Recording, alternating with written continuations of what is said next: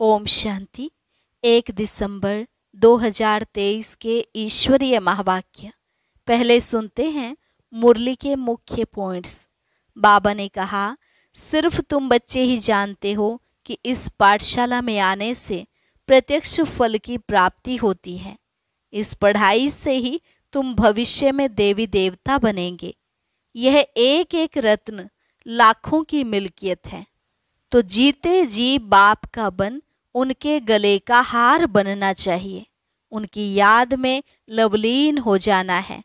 बाप तो कहते हैं, बच्चे पास्ट इज पास्ट। अब तुमको शिक्षा मिलती है, काम कटारी की बातें छोड़ पवित्र बनो, क्योंकि अभी तुमको कृष्णपुरी में चलना है। इस समय सभी मनुष्य आसुरी स्वभाव के हैं, उनको दैवी स्वभाव वाला बनाने स्वयं गीता का भगवान आए हैं। फिर बाबा ने कहा, यहाँ तो सबसे नष्टो मोहा होना पड़े, नहीं तो बाबा सर्विस पर जाने के लिए कभी नहीं कहेंगे। ऐसे ना हो कुटुंब परिवार का मुंह देखा और नशा हल्का हो जाए। जो नष्टो मोहा है वह तो मालिक है, वह जहाँ चाहे वहाँ जाकर सर्विस करे। मालिक बन अंधों को राह बतानी चाहिए। अगर कोई सर्विस में ढीला है तो कहेंगे जरूर कल्प पहले भी ऐसी सर्विस की होगी। पुरुषार्थ तो फिर भी करते रहना चाहिए। और लास्ट में बाबा ने कहा, बच्चे रोज सवेरे उठ रूरिहान करो कि बाबा हम आपके थे, आपने हमें स्वर्ग में भेजा था, फिर हमने 21 जन्म राज्य किया और उसके बाद 63 जन्म दुख पाया। अब हम आपसे वर्षा लेकर ही छोड़ेंगे। बाबा आप कितने अच्छे हो। और अब सुनते हैं महावाक्यों को विस्तार से। मुरली का सार। मीठे बच्चे, इस पाठशाला में आने से तुम्हें प्रत्यक्ष फल की प्राप्ति होती है। एक एक ज्ञान रत्न लाखों की मिल्कियत है जो बाप देते हैं। प्रश्न, बाबा जो नशा चढ़ाते हैं वह हल्का क्यों हो जाता है? नशा सदा चढ़ा रहे उसकी युक्ति क्या है? उत्तर, नशा हल्का तब होता है जब बाहर जाकर कुटुंब परिवार वालों का मुख देखते हो, नष्टो मोहा नहीं बने हो। नशा सदा चढ़ा रहे उसके लिए बाप से रूह रिहान करना सीखो। बाबा हम आपके थे, आपने हमें स्वर्ग में भेजा, हमने 21 जन्म सुख भोगा, फिर दुखी हुए। अब हम फिर से सुख का वर्षा लेने आए हैं। नष्टो मोहा बनो तो नशा चढ़ा रहे। गीत। मरना तेरी गली में, जीना तेरी गली में। ओम शांति। यह किसके बोल सुने? गोप गोपियों के। किसके लिए कहते हैं? परम पिता परमात्मा शिव बाबा के लिए। नाम तो जरूर चाहिए ना। कहते हैं बाबा आपके गले का हार बनने के लिए जीते जी हम आपका बनते हैं। आपको ही याद करने से हम आपके गले का हार बनेंगे। रुद्रमाला तो प्रसिद्ध है।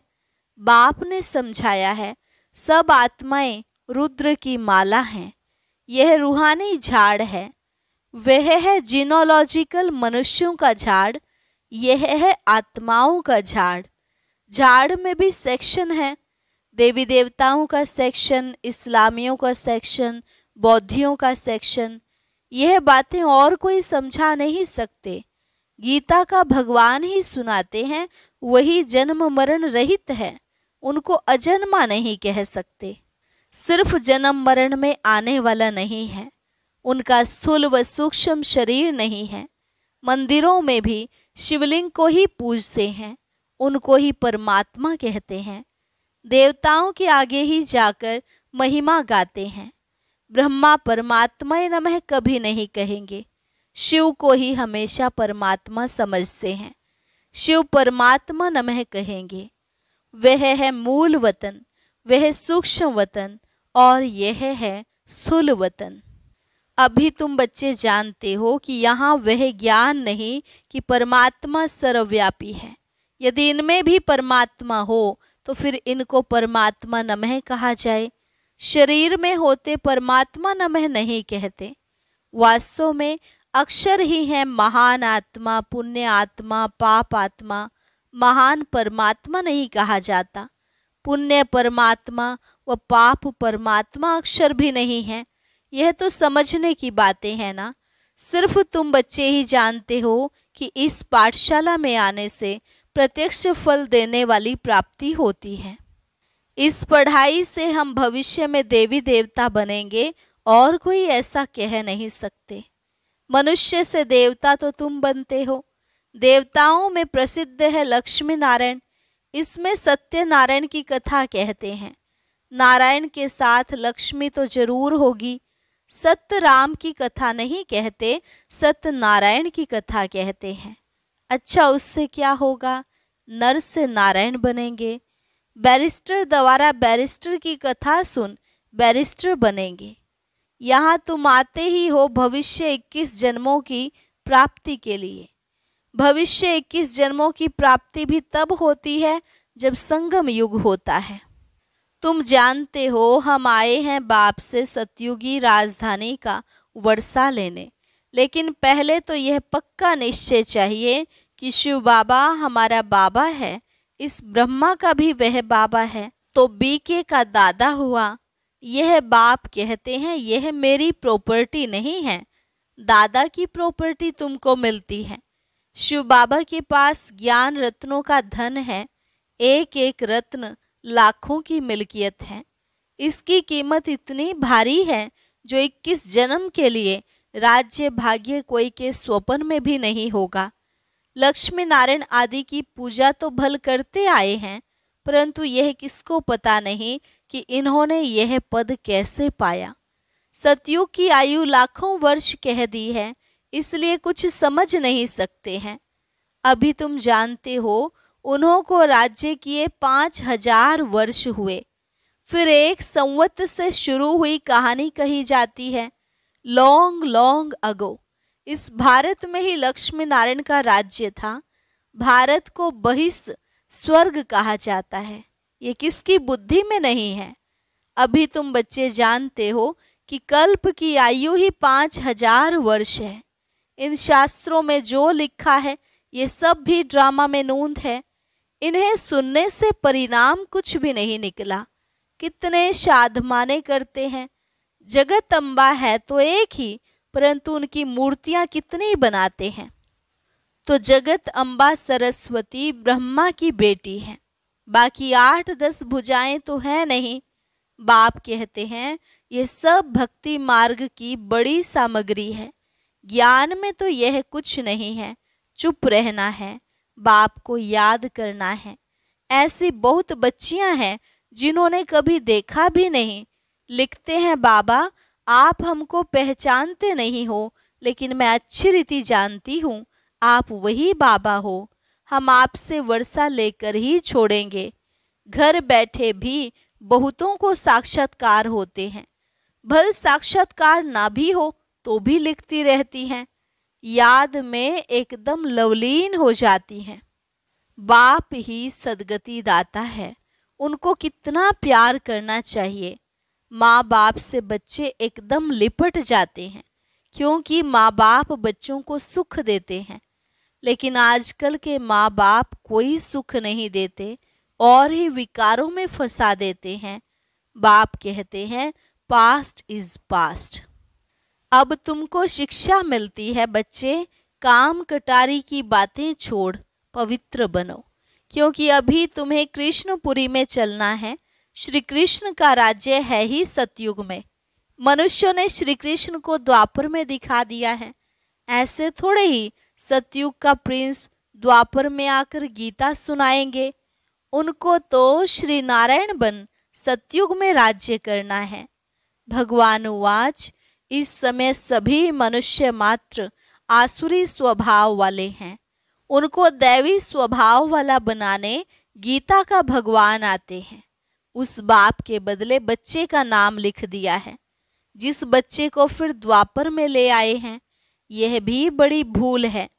फिर तो यादव और पांडव सिद्ध ना हो तो बाप कहते हैं बच्चे तुम तो उच्च दैवी कुल के थे, फिर तुम्हारा यह हाल क्यों हुआ है?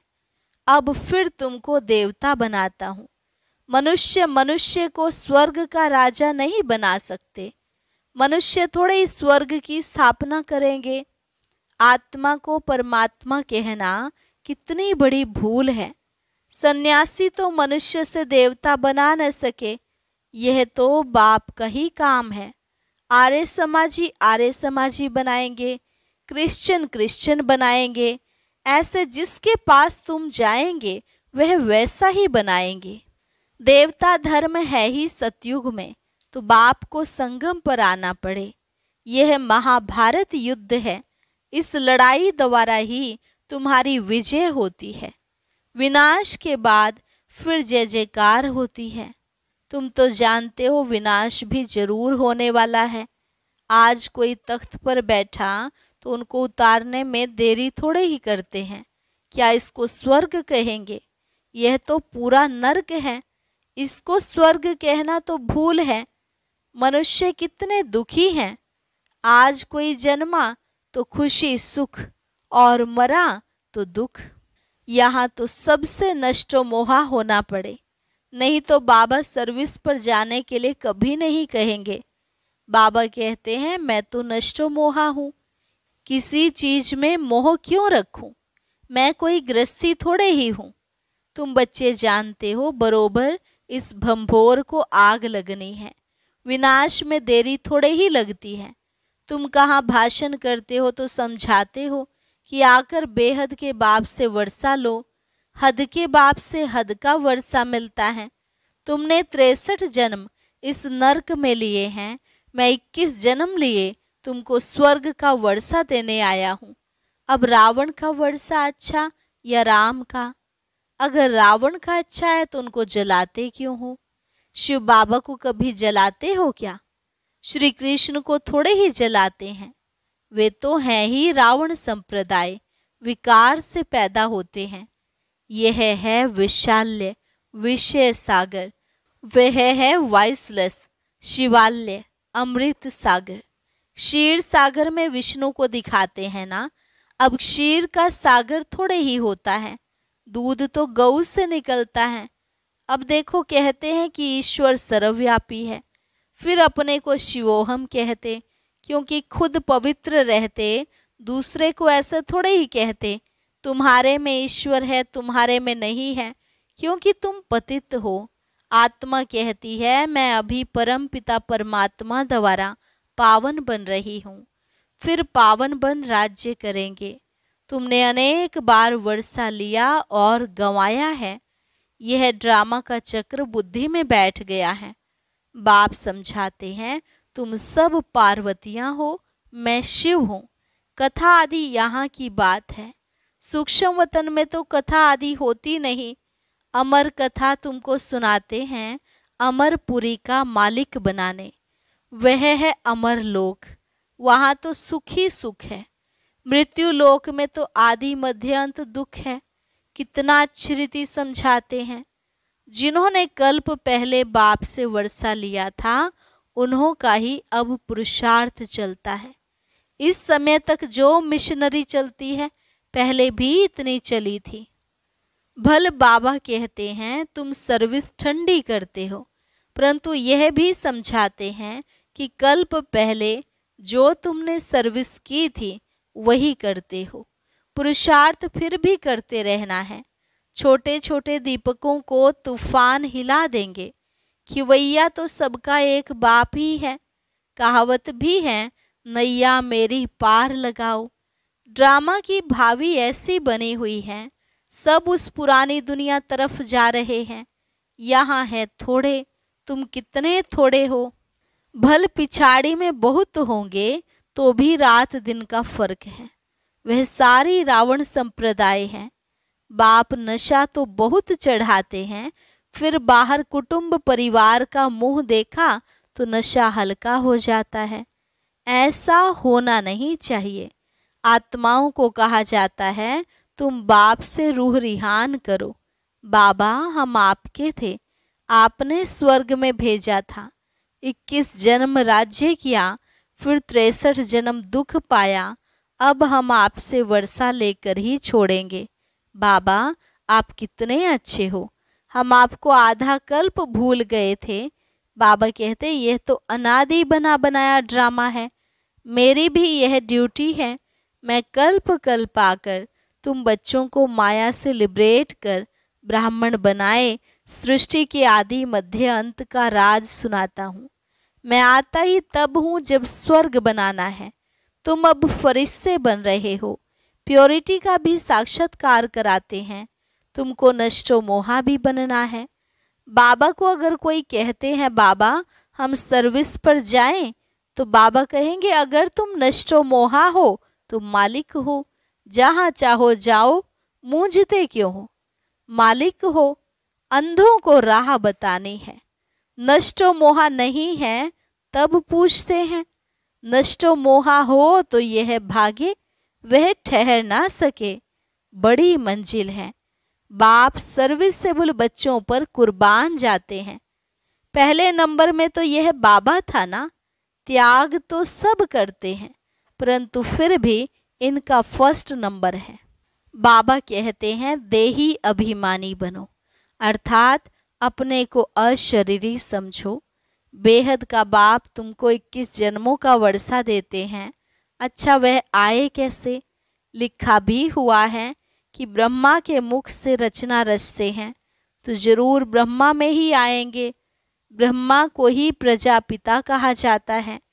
तो उस बेहद के बाप से आकर वर्षा लो। यह बातें समझाने में लज्जा की तो कोई बात नहीं है। अच्छा, मीठे मीठे सिकिल अधे बच्चों प्रति माता पिता बाप दादा का याद प्यार और गुड मॉर्निंग। रूहानी बाप की रूहानी बच्चों को नमस्ते।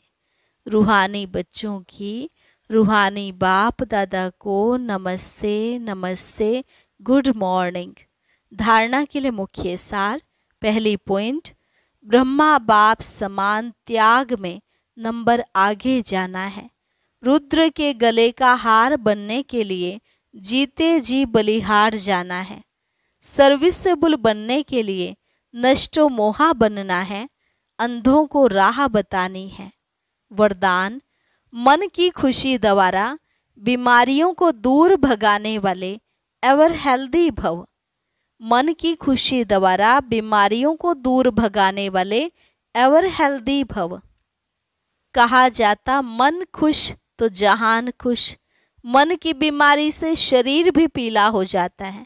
मन ठीक होगा तो शरीर का रोग भी महसूस नहीं होगा।